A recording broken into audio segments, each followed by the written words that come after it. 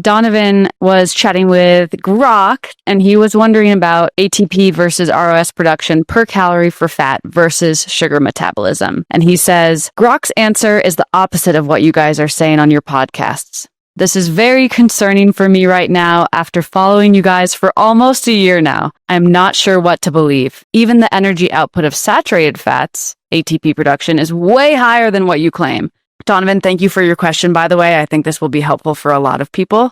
To frame this in general, I think this is one of the fundamental problems with AI. And I don't think this is about Donovan at all. I think this is specifically about AI being a problem. Prompting the AI is like an art to ask it the question so that it understands the output that you want it to give you. So that's the first thing, because some of the way that the AI is phrasing this is potentially related to the prompt. And even when I've interacted with the AI, I will ask it certain things, and then if I don't prompt it this very specific way that I need it to give me the output, it gives me really weird responses and answers. So that's the first thing. I think that's actually a big thing. Now, the one that's even more important than this is that the AIs get stuff wrong all the time. But the thing is that they get very specific things, very detailed things wrong. And like overarching pictures of some things are all right. And this creates a sense of like, oh, the AI is giving me this truthful, this correct answer, this appropriate answer. But it's not appropriate, but it's hard to parse out whether the answer is correct or appropriate or not, unless you really specifically know the information. So, and I've gone into conversations with ChatGPT, with Grok, with multiple different AIs, and I run into this problem all the time. And it's, some of it is hallucination. Like I've definitely got hallucinated responses that were the foundational tenets were just objectively wrong. But the thing is like, unless you actually knew the specific thing you were asking about before you asked the question, you won't know that it's wrong. It's like I was having conversations back and forth with AI about very specific chemical pathways, like organic chemistry, and I was trying to understand things. So I was reading a paper and then having the conversation with the AI, and the AI was telling me things that were incorrect, at least based on what the paper was saying. And the only reason I could know the difference because I was actually reading the paper to understand what was going on. And this is a case here where the AI is making blatantly incorrect claims. Like the things it's saying are false. But you won't be able to tell. It sounds good. It sounds right. It seems like it makes sense. They're talking about all the same things. It's using the terminology. So I think that's a huge problem with the AI stuff, is that it needs to be vetted. And the user, if they're asking a question about something that they don't know, they can't critically vet the AI, which, for Donovan, he's like, look, I'm not really sure what's going on here. So let me ask you guys, because you guys seem like you know what you're talking about with this. And I think that's actually like a decent solution, to try to either go in the research or read something or talk to somebody who you feel like they know the information. For me, that's what I'm doing, right? I'm going to go find a paper to vet what this thing is talking about.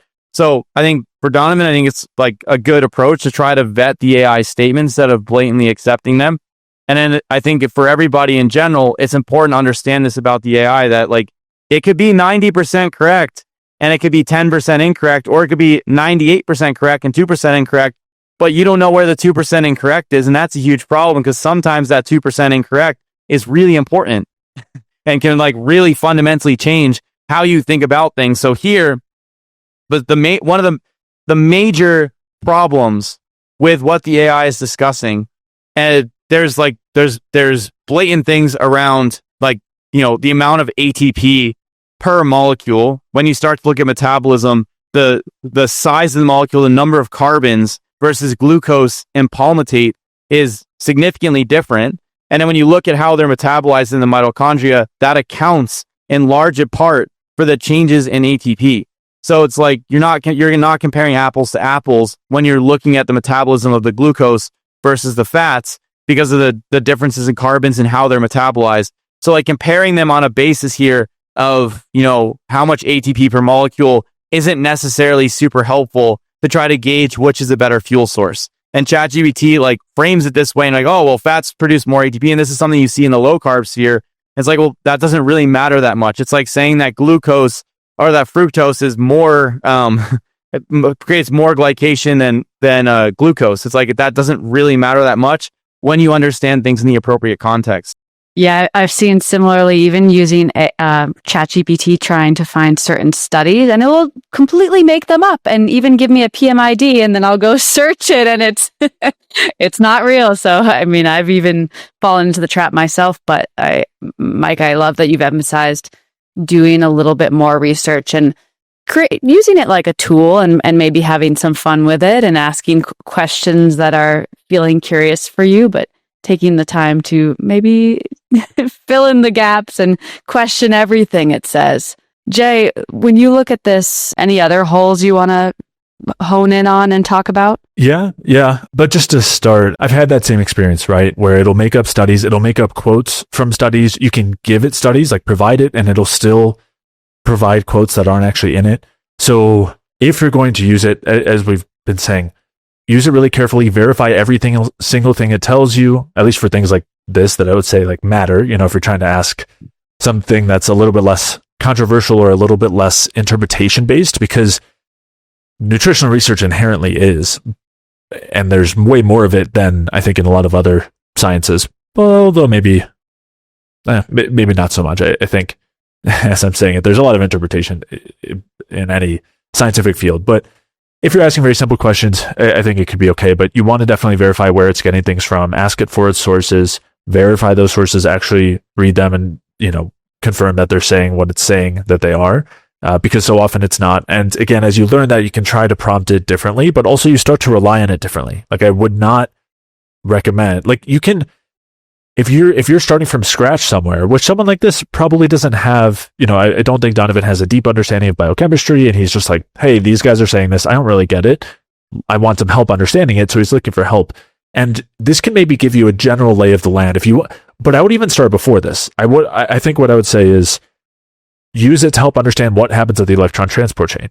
Use it to understand what happens at the different complexes. Use it to understand what we're talking about when we're talking about the FADH2 to NADH ratio, and then come to the conclusion yourself. Use it to help understand the principles and still verify what it's saying, as opposed to asking it for the actual answer to the question, which it's so often wrong because it doesn't do a good job of actually thinking. It doesn't actually think.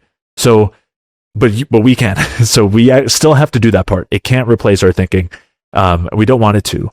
So on that front, I would say we definitely want to be really careful outsourcing anything to AI, but especially anything that requires thought, and as opposed to just action. Like maybe it can search for something for you instead of you, but if it actually requires thought, I wouldn't recommend outsourcing to it.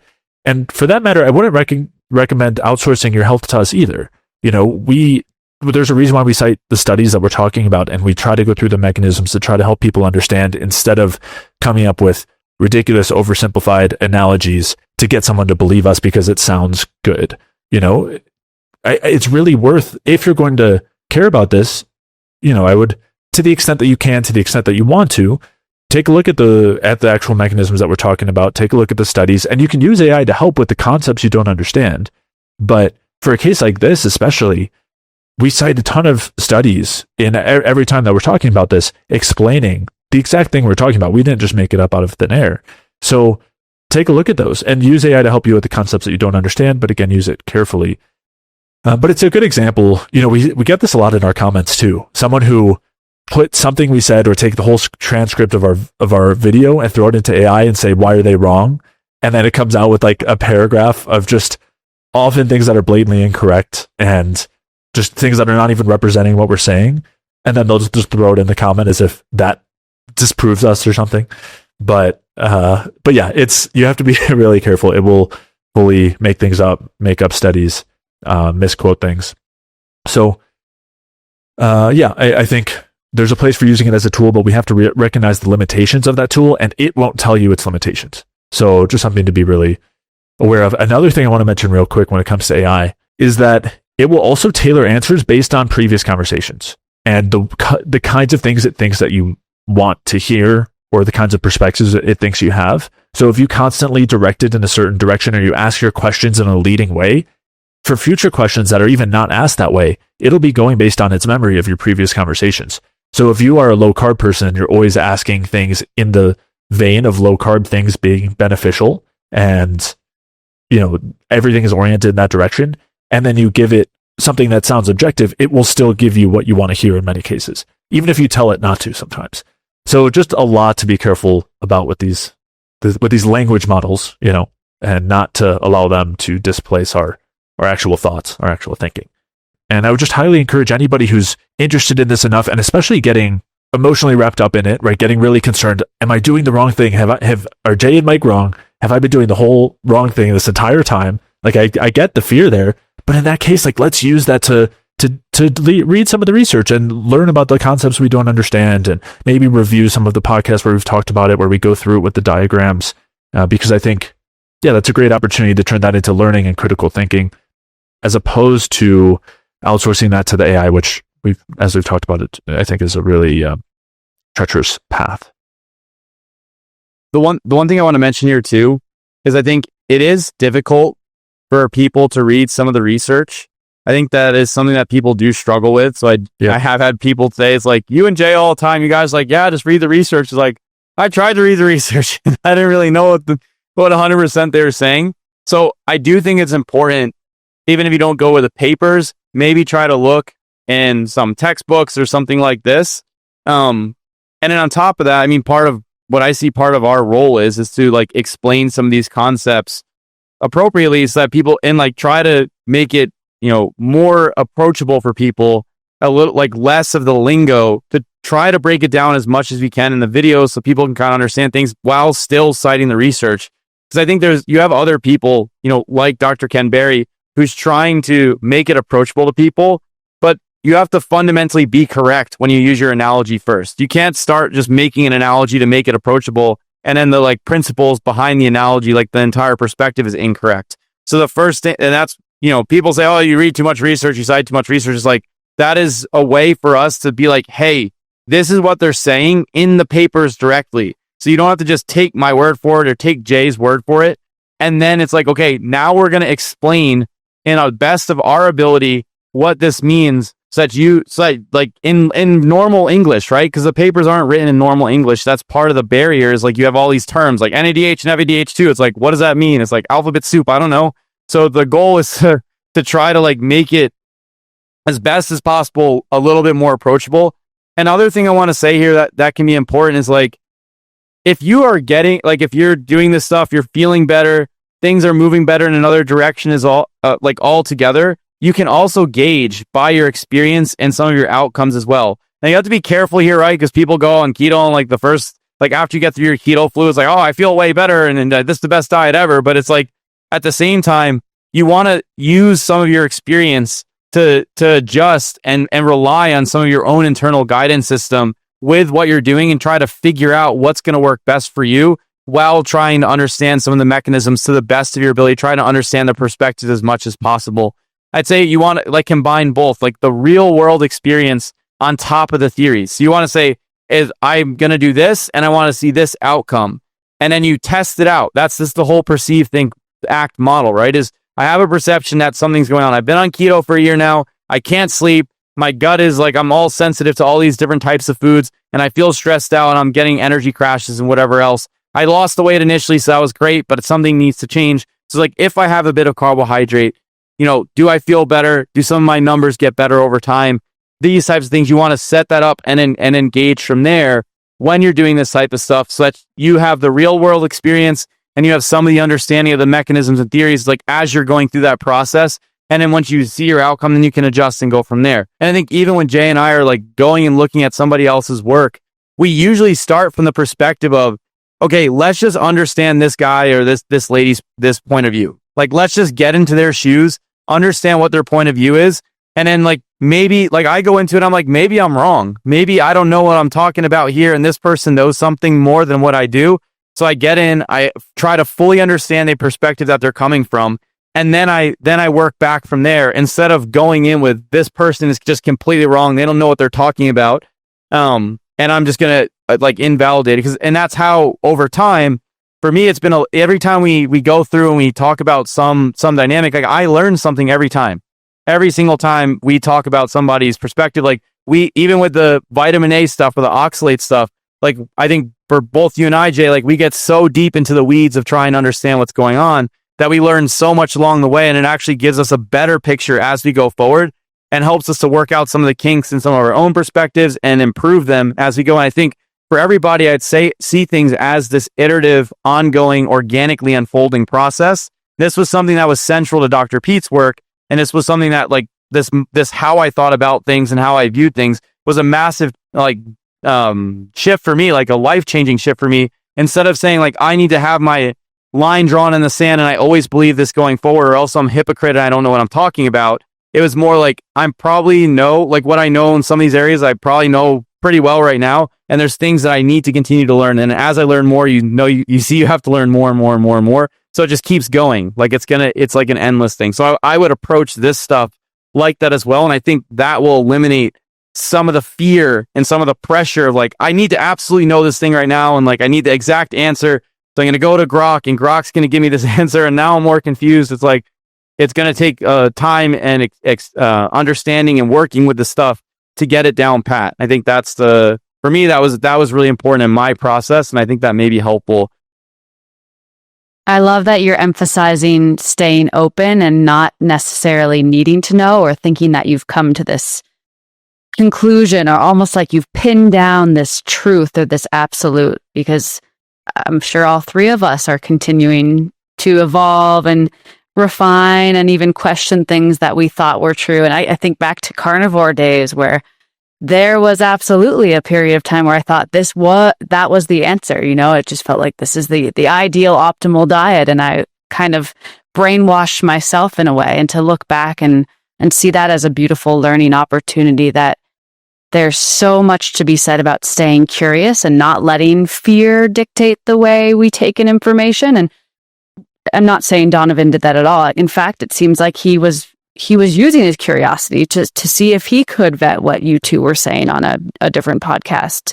So maybe continuing to be curious, ask the questions outside of ChatGPT or whatever source that is. And yes, Mike, I love the emphasis on experimenting, gathering data, and recalibrating as new information reveals itself, as the body maybe presents things that you wouldn't really see in a paper or in a study, but you've got that firsthand data point that something is amiss, or your body's trying to nudge you in a specific direction. I think we can overcomplicate things sometimes if we tune into real-time symptoms and feedback.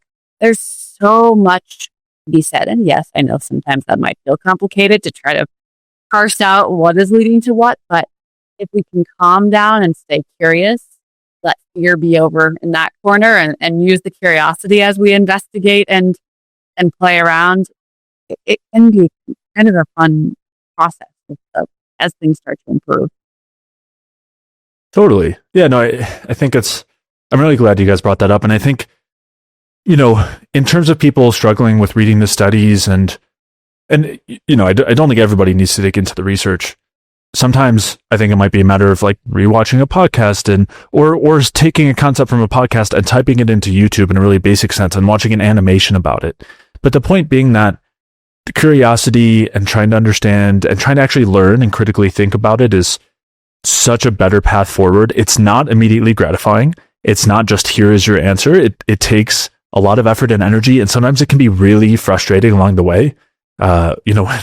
Mike and I both have, I know, experienced this independently when we're trying to understand a topic and we'll get frustrated. But sometimes when we're trying to collaborate on a topic, it's frustrating. Like there's frustration there because there's things you don't understand and you're trying to uncover. It's a process of discovery, and it's not simple and straightforward. But when you come out the other side, there's amazing gratification on one hand, and you feel like you've really accomplished something. You feel like you've really uncovered something. It's a process that I don't think we were necessarily passionate about before, but it developed over time, like a passion for the learning itself, I would say, or I mean, at least learning and digging into the research and everything. I mean, that's something that I wasn't expecting, and especially in those low carb days where, at least for me, it was much more of a passive process. It was listening to this podcast, listening to the types of things, the style of things that Ken Berry was saying, the people who go on the podcast and tell stories for an hour about biology or about their life, and then try to apply that, things like that. I mean, that isn't actually learning. At the time I thought I was learning, but it's not actually learning. And the process of learning can be a lot more frustrating. It's a lot slower. It's not a passive process, and it's not immediately gratifying, but I think that is the way to actually move forward and attain better health. And also, I think when we apply this to every aspect of our lives, it allows us to really progress and move forward. And again, with the caveat being that that's going to be to a different extent for everybody, and that's okay. Just go to the extent that you can and try to build on it. And it doesn't have to be, you don't have to be as passionate about nutrition research as we are and dig into it for, to the depths that we do. And that's, as Mike was saying, why we do the podcast. And, it's to try to simplify it and skip through some of that mess so that, it's a little bit shortcutted for the people listening and watching. If you enjoyed that clip, you'll definitely want to download the free Energy Balance Food Guide. The Energy Balance Food Guide will help you determine exactly what to eat to optimally support your metabolism and help you lose weight, improve your digestion, get amazing sleep, boost your energy, and so much more.